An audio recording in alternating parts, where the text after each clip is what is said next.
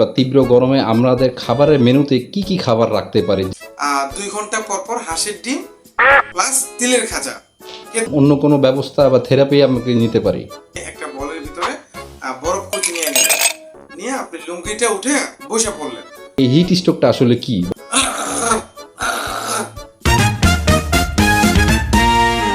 Hello আড্ডা প্রিয় বন্ধুরা, ওয়েলকাম টু আর শো। প্রতিবারের মতো আড্ডাতে আমি উপস্থিত আছি ইশতিয়াক রাফি, এবং আমাদের সাথে উপস্থিত হবে বাংলাদেশের অন্যতম হিট অফিসার, চিকিৎসক, ডাক্তার, মেসাকার, সারকার, the one and only Abdul Alamin Rana. জি রানা, আমাদেরকে শুনতে পাচ্ছেন? জি জি শুনতে পাচ্ছি। জি, আজকে আমাদের আলোচনার মূল বিষয়বস্তু হচ্ছে গরম, অতি তীব্র গরমে আমাদের করণীয় বিষয়বস্তু নিয়ে। তো আপনি যে একজন হিট অফিসার প্লাস ডাক্তার, চিকিৎসক, তো আপনি এই আলোকে আমাদের কিছু প্রশ্নের জবাব দিবেন। প্রথম প্রশ্নে আপনার জন্য থাকবে, এই গরমে বা তীব্র গরমে আমাদের খাবারের মেনুতে কি কি খাবার রাখতে পারি যেটা আমাদের শরীরকে শীতল রাখবে? আচ্ছা, এই গরমে আপনি হাঁসের মাংস খেতে পারেন, গরুর মাংস খেতে পারেন। প্রত্যেকটা বেলায় যদি আপনি হাঁসের মাংস, গরুর মাংস দিয়ে আপনি খাবারটা পরিবেশন করতে পারেন, তাহলে আপনার শরীরটা যথেষ্ট শীতল থাকবে। মনে হবে যে আপনি কন্টিনিউ এসির ভিতরে আছেন, খারাপ লাগবে না। এটাই খাওয়া উচিত এই গরমের ভিতরে, গরমটাকে কাটানোর জন্য। আচ্ছা, এটা কি আপনি মানুষের রেসিপি বললেন না জানোয়ারের রেসিপি বললেন? ঠিক বুঝতে পারলাম না। যাই হোক, পরবর্তী কোশ্চেনে আমরা চলে যাই। আমাদের পরবর্তী কোশ্চেন হচ্ছে, এখন তো বর্তমানে টেম্পারেচার হচ্ছে 38 থেকে 40 ডিগ্রির মাঝামাঝি। এই টেম্পারেচারের মাঝখানে মানুষের বা আমাদের কি কি করণীয় আছে, বা আমাদের শরীরকে শীতল রাখার জন্য কি কি পদক্ষেপ নিতে পারি? টেম্পারেচার যখন 38 থেকে 40-এর ভিতরে থাকবে, তখন আপনাকে 2 ঘন্টা পর পর হাঁসের ডিম প্লাস তিলের খাজা খেতে হবে। যেমন হাঁসের ডিম 1 চামচ, তিলের খাজা 1 চামচ। যদি টেম্পারেচার 40-এর ক্রস করে যায়, তখন কিন্তু আর হাঁসের ডিম খাওয়া যাবে না। তখন আপনাকে খাইতে হবে রাজা হাঁসের ডিম প্লাস কটকটি। 2 ঘন্টা পর পর 1 চামচ করে খাবেন। এতে করে আপনার শরীরের গরমটা অনেক কাটবে, আপনার কাছে ভালো লাগবে, আর আপনি সুস্থ থাকবেন। আচ্ছা, আর আমাদের জন্য অন্য কোনো ব্যবস্থা বা থেরাপি আমাকে নিতে পারি? এটা হচ্ছে একটা বারবিকিউ থেরাপি। থেরাপিটা হচ্ছে এরকম যে, আপনার যখন খুব বেশি গরম হবে, গরম লাগবে শরীরের ভিতরে, তখন আপনি একটা বলের ভিতরে বরফ কুচি নিয়ে নেবেন। বরফ কুচি নিয়ে আপনি লুঙ্গিটা উঠে বসে পড়লেন, তখন একটা শীতল একটা ভাব কাজ করবে। এরপরও যদি আপনার গরমটা না কাটে এই বারবিকিউ থেরাপিতে, তখন আপনি বরফ কুচি যেগুলি আছে নিচে রাখছেন বসার জন্য, ওগুলি আপনি সাপোজিটর হিসেবে ইউজ করলেন, দেখবেন আপনার ভিতরটা ঠান্ডা হয়ে যাবে। আচ্ছা আচ্ছা, মানে বরফ কুচিগুলো আমরা সাপোজিটরের মতো করে ইউজ করব। যাক, অনেক সুন্দর একটা ট্রিটমেন্ট বা বারবিকিউ থেরাপি, আমরা নতুন একটা থেরাপি জানলাম। তো আপনি তো এই থেরাপি প্রতিনিয়তই নেন? না, আমি প্রতিনিয়ত এই থেরাপিটা সবাইকে দিই। আপনি নিজে নেন না। যাই হোক, তো পরবর্তী কোশ্চেন আমাদের আপনার জন্য থাকবে হচ্ছে, এখন বর্তমানে নবদম্পতি বা সদ্য বিবাহিত যারা আছে তারা অনেক কষ্টে আছে এই গরমের মধ্যে, তাদের প্রচুর ঘাম বেরোচ্ছে। তো এই সিচুয়েশনে তাদের করণীয়টা কি? তারা কিভাবে এই সিচুয়েশনটা ট্যাকেল দিবে এই গরমে? খুবই গুড একটা কোশ্চেন করছেন। সেটা হচ্ছে নবদম্পতির জন্য। হ্যাঁ, তাদেরকে এটা মাথায় রাখতে হবে, এখন অনেক গরম, এই গরমে বেশি উত্তেজিত হওয়া যাবে না। হ্যাঁ, তাদেরকে টি-20 খেলা যাবে না, তাদেরকে টেস্ট খেলতে হবে। এমন ভাবে খেলতে হবে যে প্রথম ওভারে প্রথম বলে যদি আউট হয়ে যায়, তাহলে তো এটা হবে না।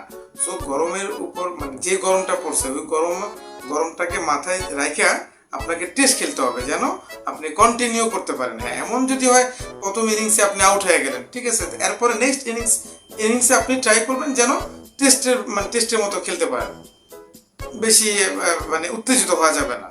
তার মানে আপনার কথা হচ্ছে আমাদের টি-20 ম্যাচ অ্যাভয়েড করে টেস্ট ম্যাচের দিকে আগাইতে হবে, সেক্ষেত্রে অতিরিক্ত উত্তেজিত হওয়া যাবে না। আচ্ছা আচ্ছা, ঠিক আছে। যারা ব্যাচেলর, যারা এখন বিবাহ সম্পর্কে আবদ্ধ হয় নাই, তাদের জন্য আপনার কি উপদেশ থাকবে?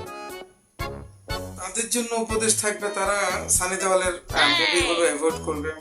তারা যে ঘর আমার, সংসার আমার, এই জীবন আমার, তুমি আমার জীবন, এই টাইপসের মুভি দেখবে, হট মুভিগুলি দেখবে না। এমনকি গরমের দিনে তেল, সাবান, শ্যাম্পু এগুলি ইউজ করা থেকে এগুলি যেন ইউজ না করে।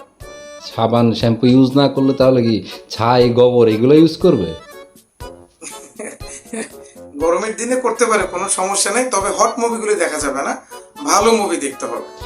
ওকে, আমরা এখন বর্তমানে আরেকটা সব থেকে হট টপিকস বলতে পারেন, হিট স্ট্রোক। এই হিট স্ট্রোকে অনেক মানুষ এখন মারা গেছে। তো আমাদের হিট স্ট্রোক নিয়ে আমাদের মধ্যে একটা আতঙ্ক আছে।